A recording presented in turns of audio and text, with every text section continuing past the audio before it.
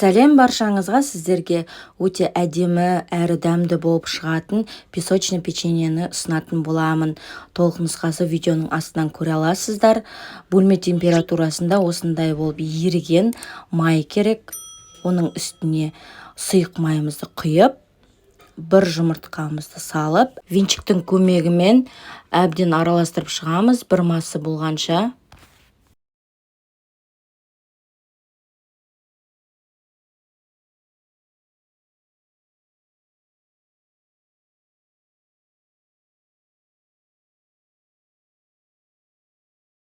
Әбден аралас болғаннан кейін мен қантты осылай блендерден өткізіп салдым, ұнтақ қылдырып, араластырып.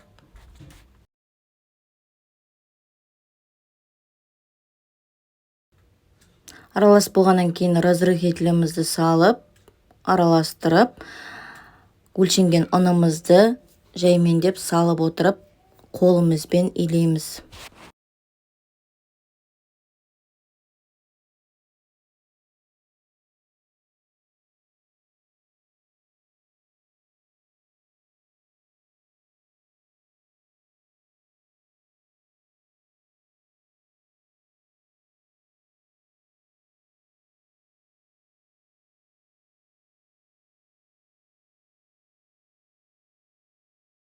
Осындай тесті болып шығу керек.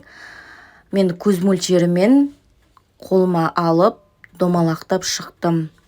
Противенімізге пергаментный бумағымызды салып, үстіне қоямыз.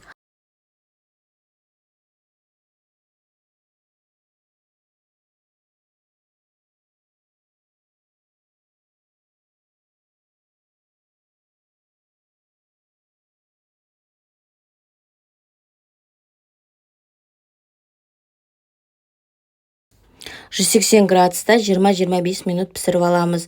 Оған дейін Қазақстан шоколадын ертіп аламыз да, печеньеміз суығаннан кейін үстіне батырып, одан кейін кокосовый стружканың үстіне осылай балтырып шығамыз.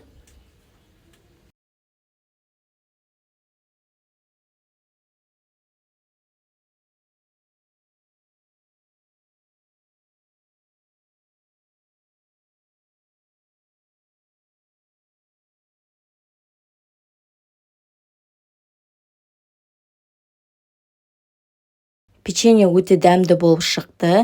Менің каналымда әрдайым оңай тәсілмен жасалатын рецептлер көп.